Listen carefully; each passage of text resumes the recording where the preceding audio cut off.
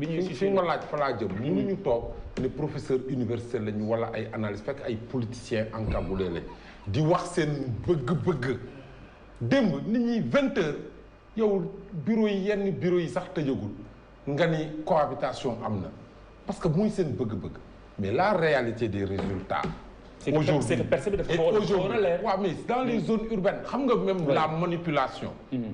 da ngay dégg ñu ne la commune de Mbour Benno perte na ko ñu ne Mbour c'est perdu alors que l'élection c'est le département et pour preuve on a gagné le département nga dégg ñu ne la commune de Kaolack tendance yi ku joxe na Benno perte na ñu ne perte na Kaolack alors que le département est gagné c'est-à-dire que c'est cette confusion là que les gens amenaient hier et loolu c'est pas honnête intellectuellement pour ñoo xam ne nii niveau bi ñu toll ay professeurs université wala ay analystes wala ay chroniqueurs.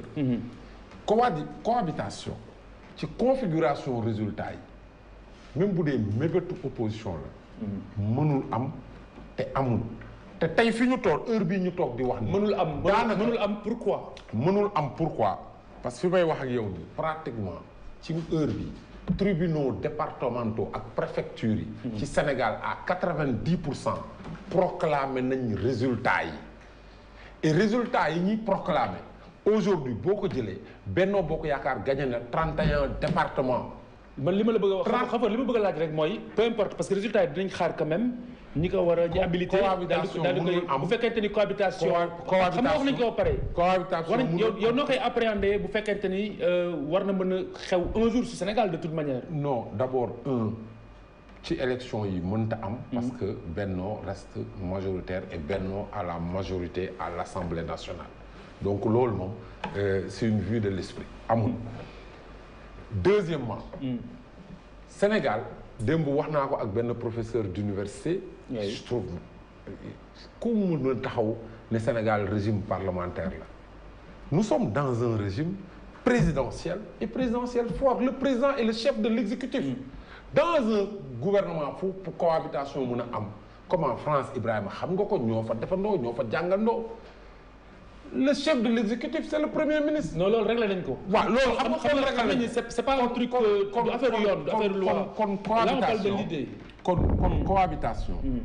mënul am te gis nga cohabitation nekkul loo xam ne nii lu baax la ci réew gis nga même France bi mu fa amee benn yoon ñaari yoon dafa indi réforme institutionnelle d'envergure dañu jóge septennat indi quinquennat ba pare figé dans le calendrier élection présidentielle 1 mois et demi 2 mois ñu def élection législative pour que électeur bi mun a am choix rationnel pour que majorité yi di conforté wu parce que dafa nekk loo xam ne nii day indi blocage ci réew te jàpp ma ni sax électeur bu rationnel dina voter et d'ailleurs c'est pour ça quand les gens di ci campagne pour ñu imposer cohabitation mais voter leen ñu pour ñu bloquer réew mi c'est-à-dire que voter leen ñu pour ñu bloquer réew mi loolu suñu texte suñu réew suñu régime suñu texte suñu état suñu constitution ni muy demee cohabitation mënu fi am maintenant s'il y a une majorité s'il y avait une réalité politique ci élection yi s'il y avait une réalité politique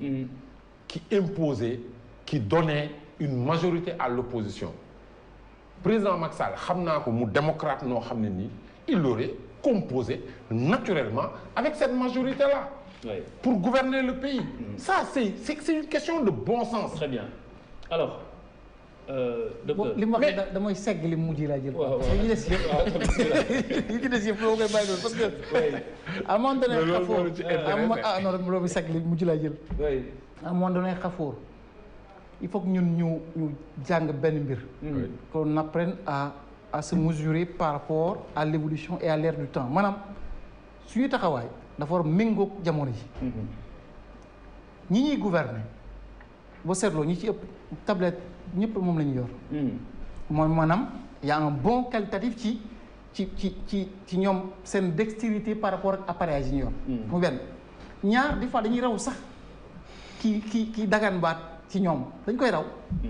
parce que xamul ne moom fi mu toog yow li ngay wax am na information bi avant nga koy wax. moom mooy dal bien des politiques moo dal dañuy toog télé plateau yi di wax loo xam ne waa ji toog fee nekk saa réa téléphone am day vérifier systématiquement li am. muy benn léegi ñu dem da nga ne cohabitation. pour man mën na nekk. dans l'idée pas dans le régime. dans l'idée.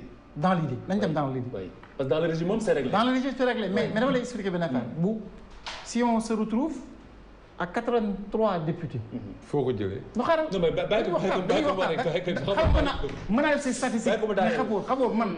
ruus naa di wax tey déglu baax li ma wax. ruus naa tey di wax même ma. ruus naa di wax tey dara joxe ay données tey.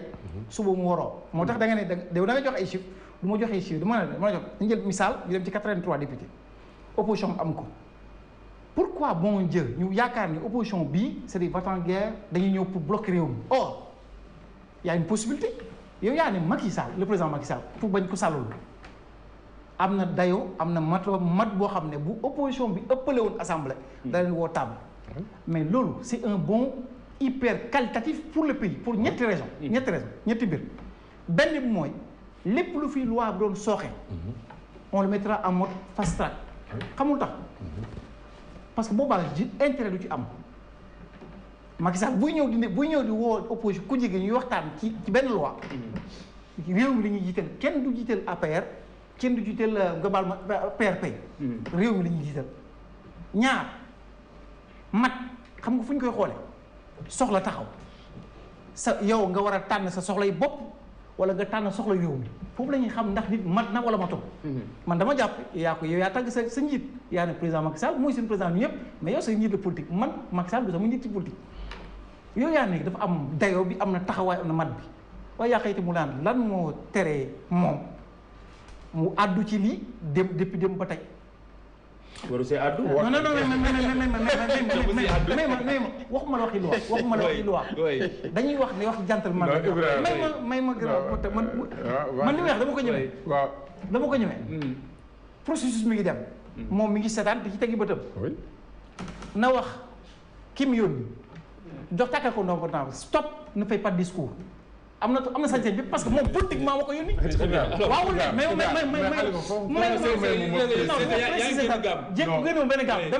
dañuy wax ne cohabitation. yow yaa ne rek dama la jël au mot yaa ne président Macky Sall dafa am mat bi am na dayoo. très bien mais ku mënul def loolu. sa ki nga yónni ndaw bi nga yónni génne wax ay résultats te amul droit wax ko. mais kooku boobaa ma la génn nga gàmm man li ma la laajtee man li ma la laaj yow yaa commentaire sorti Mimi Touré loolu dépassé nañ ko commentaire moo ko non loolu dépassé nañ ko li ñuy wax kay fi nekk ni mooy cohabitation bi ñu jëm Khalifa bu fekkente ni firndewu na non bu wéy nga yaa ngi wax ni waruñu wax le président bàyyi ko mu daaneel parce que yaa ngi bëgg a kii bul wéree ngi bul def dara déglu li ma wax wéree ngi yow dama la mat la ñuy wax yow ma ci mat ak président Macky Sall comme homme politique sa njiit moom moo yebal Mimi Touré wala yebalu ko. mais c'est pas le sens de la question. non laisse-moi dañuy waxtaan sànq dañoo wax ne bu ñu dellu woon ci yow j'ai l'impression que l'idée est perdue. l'idée mooy si dans le réel politique dans celui ñu am majorité opposition ci loolu lañ nekk génn mu nga am de. nañ delloo teg leen ci xeeru ci kaw taal bi foofu buñ ci tolloon ma wax leen bu nekkoon ne mat gi ngay wax ne président am na ko. bi Mimi Touré di génn déjà comme homme politique bu wax président de la République moom njiitu président APR.